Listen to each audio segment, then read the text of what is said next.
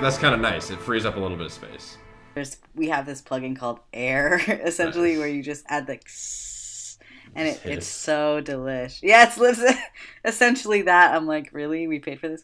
But you did that just now, and it really adds to it. I do this type of curve on every single instrument because Okay. I think it's like I think I've told you this analogy where like your ear is like got a bunch of Looking for the balance. yeah. You're like you kind of want like a blanket over all of your cilia on your ear, but then you don't want too much. Like I think it's very easy to have like too much in the low end in a lot of these sounds. Mm-hmm. So then it's like the blanket's really heavy on your feet and too light up by your head, and you're like, I'm cold, but my feet are sweaty. That's a good way to put it. And that goes in line with what you said about you like things having a lot of higher presence in your projects. Like, And it's actually, this is actually something I've struggled a lot with. Like I've probably been focused on mixing for like I don't know how long exactly, but like really focusing on mixing maybe for 3 years. You know, overall, obviously I've been working on it longer, but like trying to study it and trying to learn more. And I think for me, the biggest pitfall, and probably for a lot of people, is like what your ear likes in the moment is not what you're looking for. So that's what ear training is to me. It's I really enjoy this. Like this vibe right here. I used to do this on all my stuff because I was just me like, too. I hate the highs. Like, it doesn't resonate with me at all. That's really interesting to hear that and you will know why. yeah. It's because Why? you get burnt out in this range first. Your ears get tired first here. And so you need to just turn that down. Like your volume of your whole project, you need to turn it down. If you have ear fatigue, this is what goes first. And so then you're just getting rid of it. Like in my car, I have the treble turned off, like all the way down. I have my bass like cranked because I'm like, can I balance out this pain? Nice. Yeah, that's really interesting to know that. So you said ear training is not mixing for your Not mixing for your personal current, interests. yeah, exactly, your current listening environment. No, it is trying to get the most presence, which I think is like this area, and like definition of your sound is all up here in like the highs and high mids. This is the stuff that pops on speakers, you know? And like you can play a song at a quieter volume, but if it has a lot of these frequencies, it's gonna like still hit.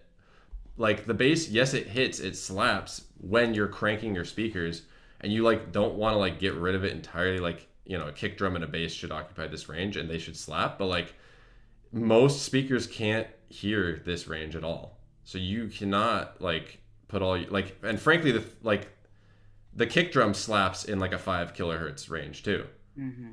So like I do this on my bass as well, where I'll boost. I won't do this. I mean, I will do this, but like down here.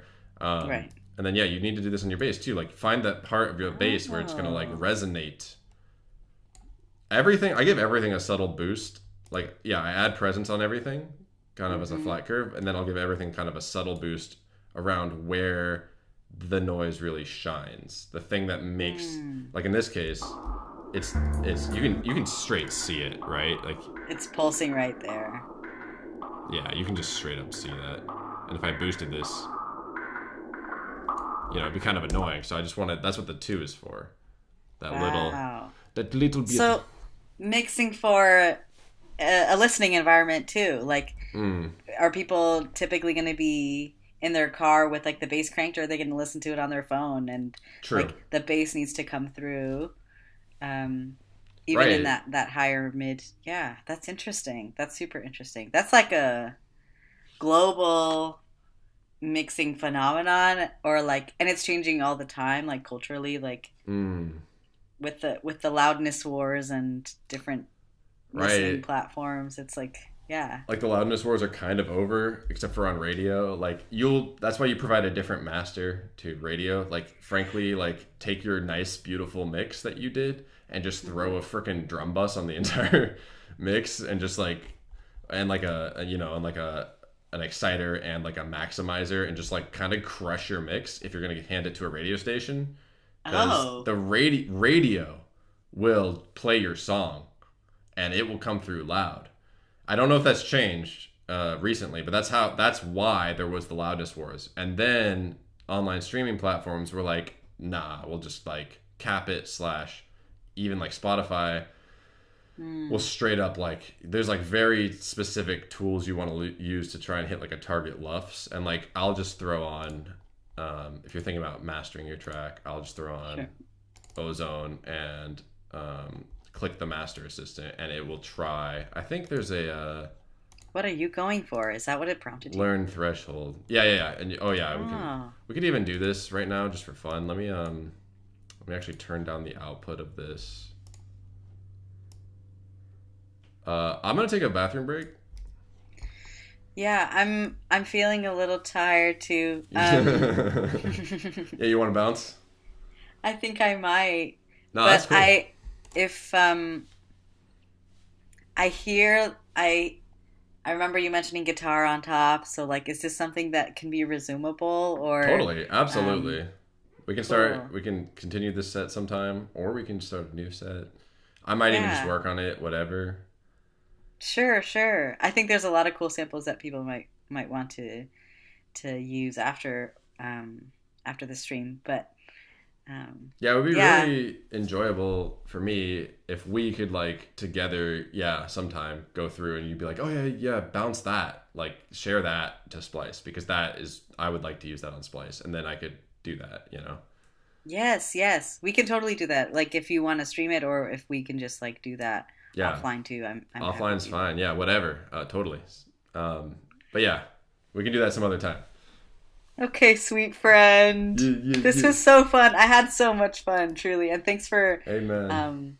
for listening and yeah, this felt collaborative despite you being on the controls. I really appreciate that effort. I appreciate you being here and having, I want it to be collaborative, and I know that it's like me doing like the mouse and keyboard work, but like I want it, I have no ego in this. I just want to hang out, have a good time, make some music, talk. Okay, Leo, going Hey! against the grain. My moon is in Libra, so let's go. Oh, you're right. Balance, you better. Logic. Oh, okay. Well, you go pee, and I really appreciate you.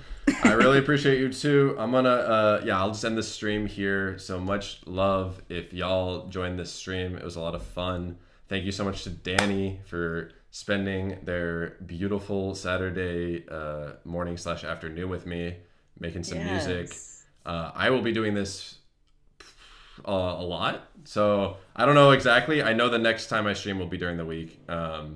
Tune in, y'all. And then let's figure out what to distribute, where to distribute. We'll figure all that out. For now, Patreon. I'll just stick stuff on Patreon and we can all figure it out. Yeah. Mm-hmm. Like what you heard today?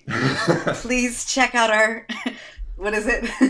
The gift shop on the exit. Yeah. Patreon.com/starlung. Although it'll be a minute before I upload this there. So. But there's plenty there. There's plenty of MP3s. Go check them out. Just beats and other stuff I've made, and good Starlung songs. All right. Cool. Much love. Catch you later, Danny. Bye. Bye.